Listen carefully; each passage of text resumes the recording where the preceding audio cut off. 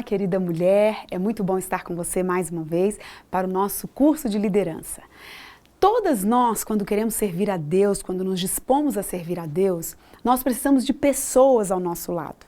E assim como você, como eu que trabalho na igreja, nós somos voluntárias.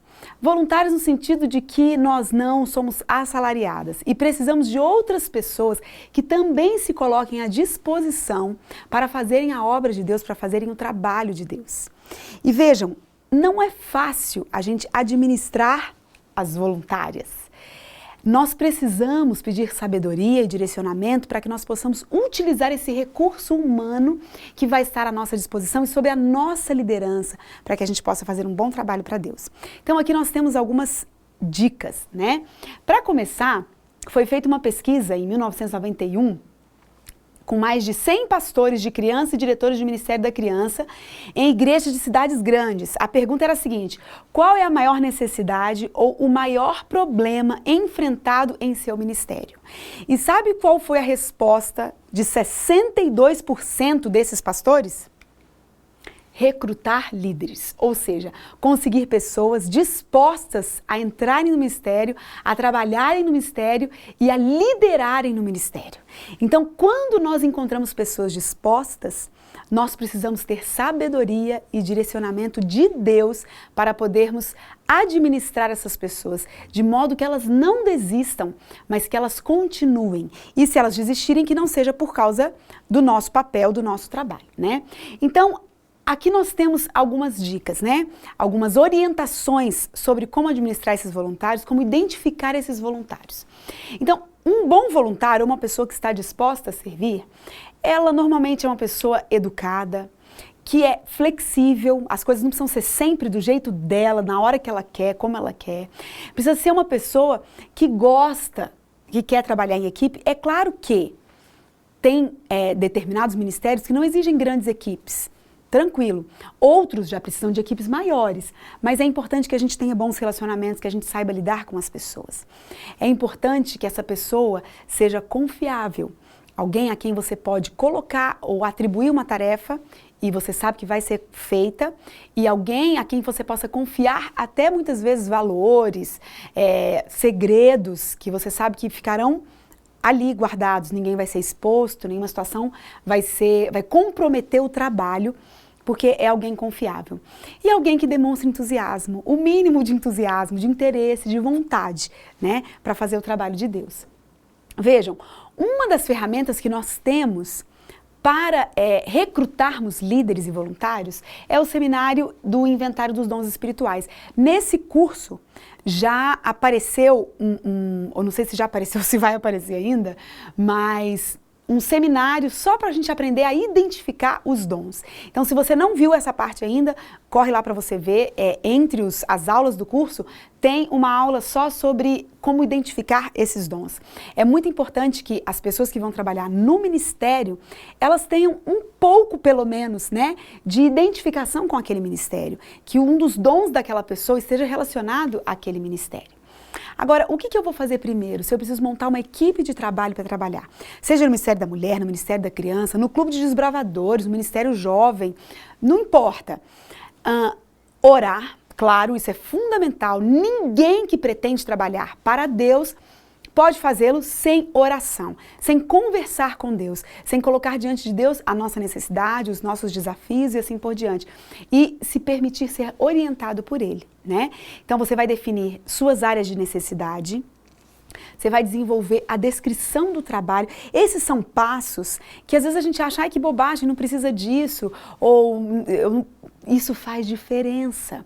Faz diferença quando você identifica as necessidades, descreve qual é o trabalho a ser feito e você pede para as pessoas que atuem como voluntárias, ou melhor, você pede para as pessoas que atuaram como voluntárias para contarem para os outros como foi a experiência delas. Olha, eu já participei desse ministério, eu passei por essa experiência, eu comportei. Eu lembro que na época que a gente comportava, o que mais despertava o nosso interesse era ouvir outros comportores falando da experiência deles. Então, ouvir a experiência de outras pessoas motiva novos voluntários. Mantenha os membros de sua área sempre bem informados e realize entrevistas, ou seja, fale para as pessoas a respeito do que você pretende fazer e quando as pessoas vierem te procurar para trabalharem nesse ministério, para se envolverem nesse ministério, ou quando você estiver buscando pessoas para isso, faça perguntas, né? Sondagem. Quem por que ela poderia trabalhar ali, claro que com muito cuidado, com muito carinho, porque quando nós estamos falando de um trabalho que a gente faz na igreja, não existe patrão e empregado. Estamos todos servindo a Deus, não é ao líder que as pessoas servem, não é a nós quando somos líderes que as pessoas servem, e sim a Deus, todos estamos servindo a Deus, né? Então, você pode usar alguns métodos. Você pode fazer um apelo público, convocando pessoas para participarem do ministério, do trabalho. Você pode ligar para alguma pessoa especificamente, porque você gostaria que aquela pessoa participasse. E você pode dizer para ela, olha, eu vi em você essas e essas características e eu creio que Deus pode usá-lo poderosamente nesse ministério.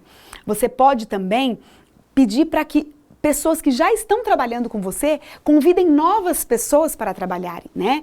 De voluntárias fazendo o recrutamento. Você também pode usar o método de observação.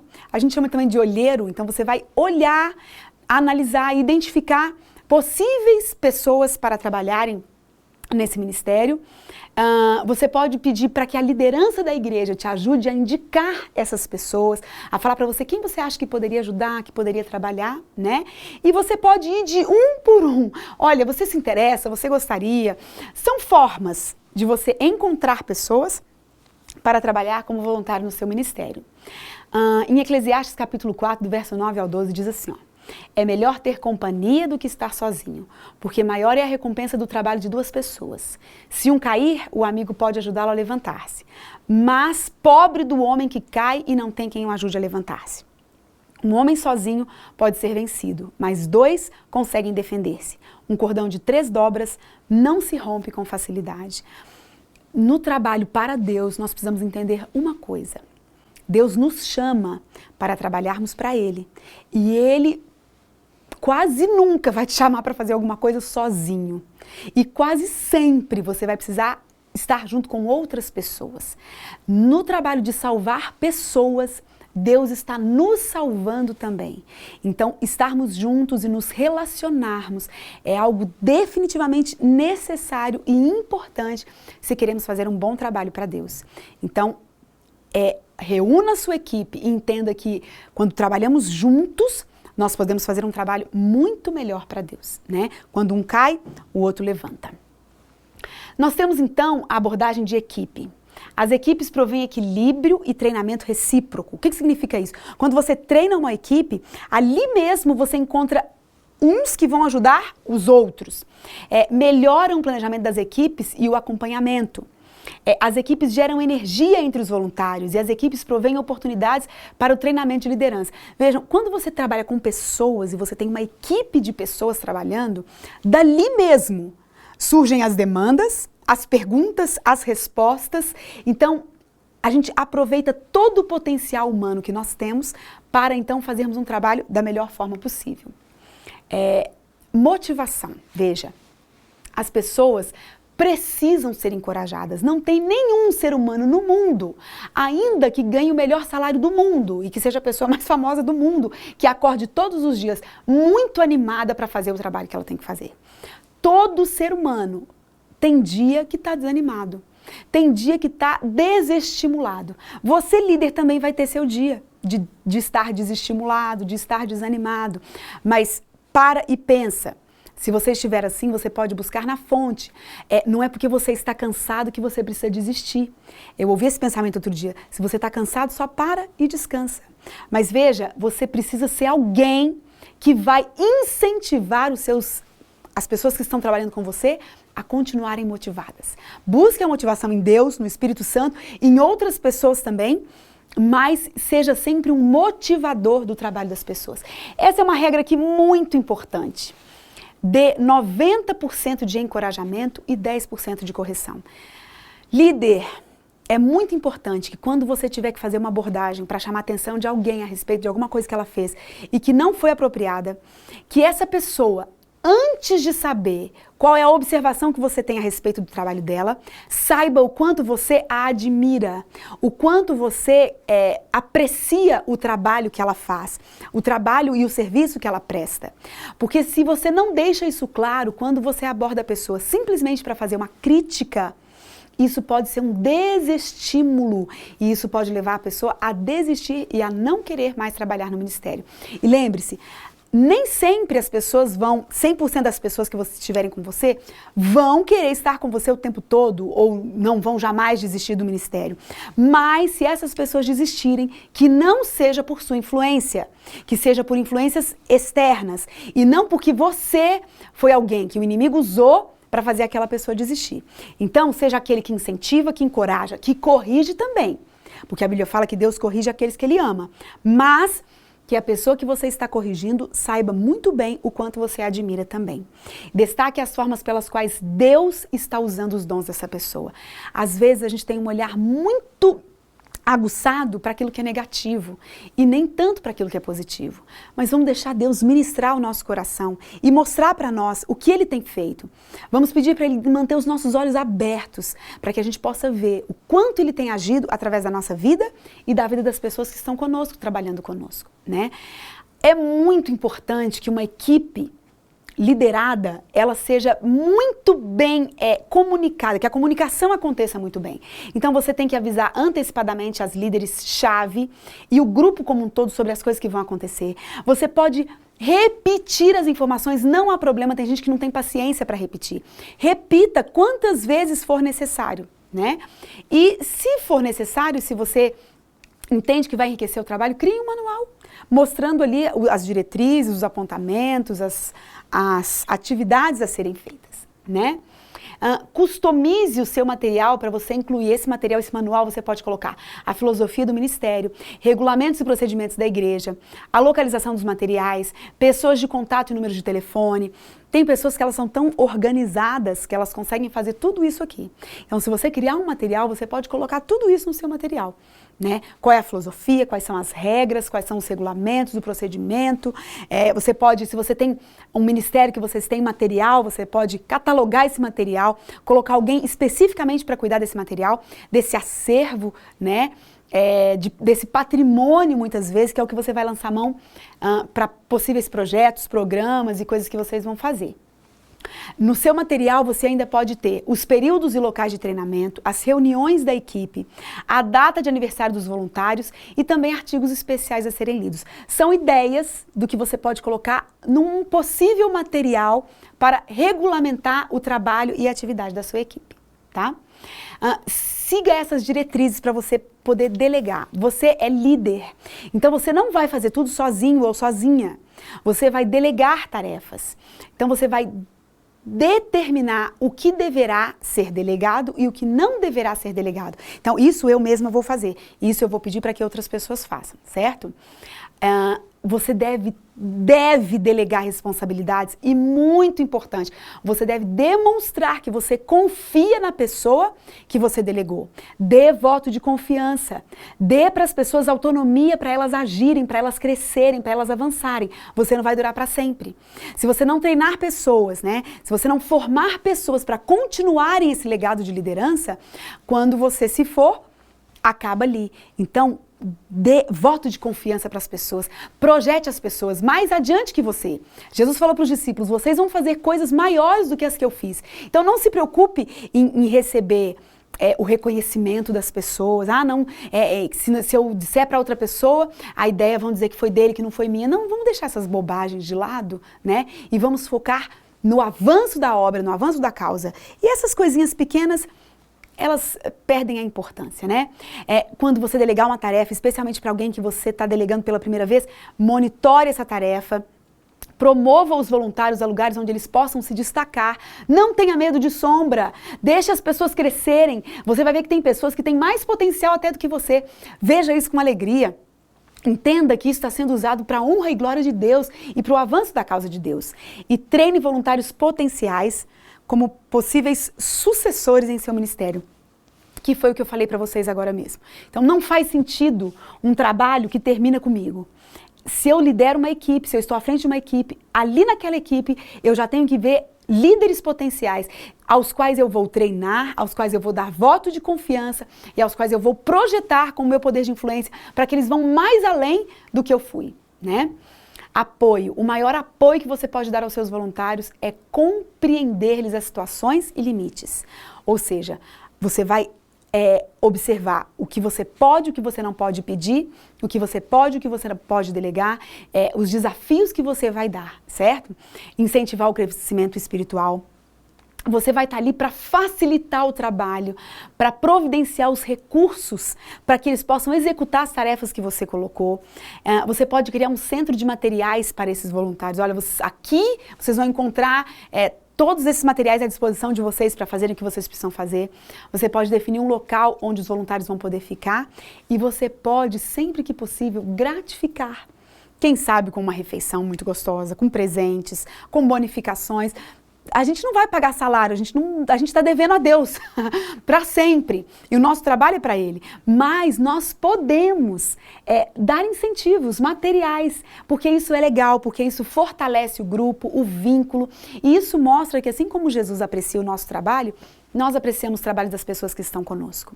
Os líderes nem sempre sabem de fato os motivos por que os voluntários não mais desejam continuar no serviço. Ore com eles e de forma amorável, busque conhecer os motivos. Isso pode ajudá-la a evitar problemas futuros e novas demissões. Quando alguém te procurar, se você fizer tudo isso e alguém ainda te procurar, dizendo que não quer mais, você deve ser a pessoa que vai incentivar, que vai compreender, que vai orar. Mas como eu disse, nunca a pessoa que vai contribuir para a desistência daquela outra pessoa, certo? Muito importante, mostre as coisas boas que estão acontecendo em seu ministério, mostre o resultado dos trabalhos, celebre os bons resultados dos trabalhos, passe atualizações semanais para o responsável, para o boletim da igreja, do informativo, conte para as pessoas o que vocês estão fazendo. Não é para se vangloriar, é para dar testemunho daquilo que está acontecendo, certo?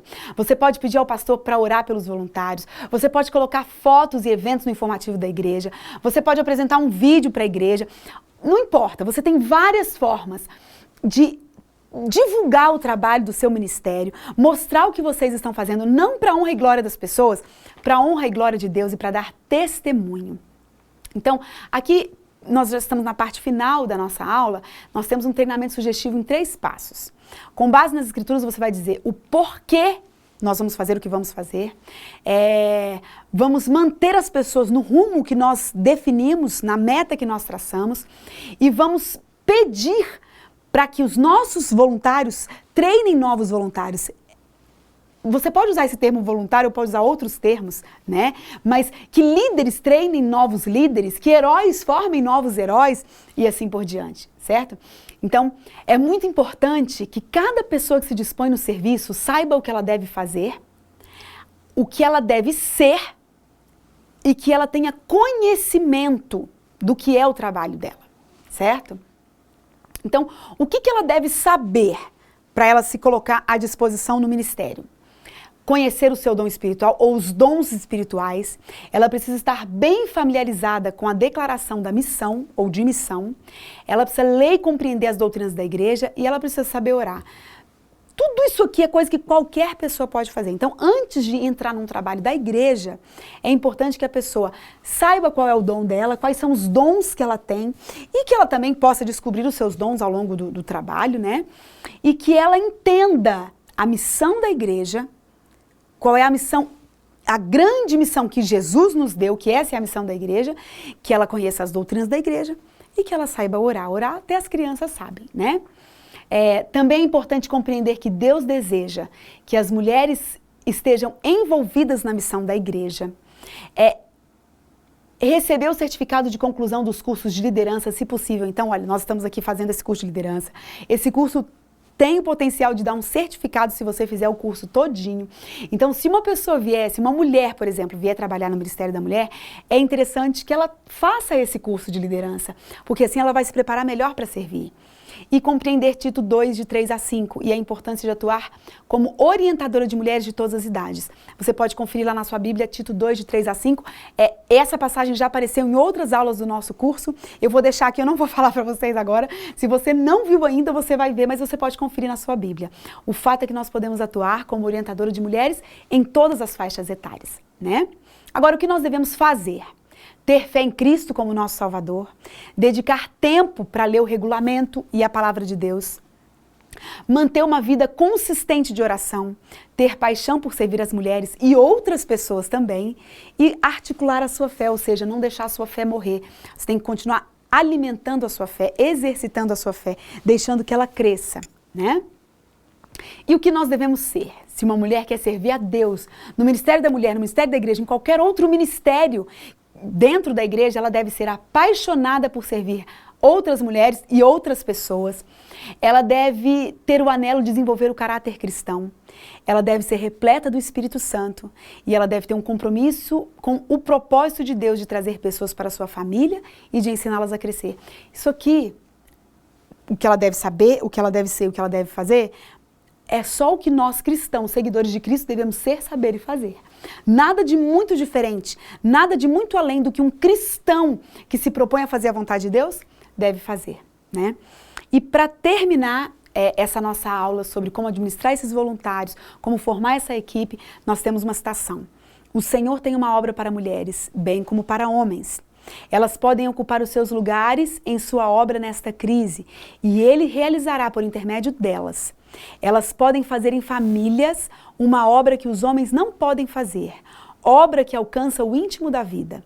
Podem aproximar-se do coração daqueles a quem os homens não podem alcançar.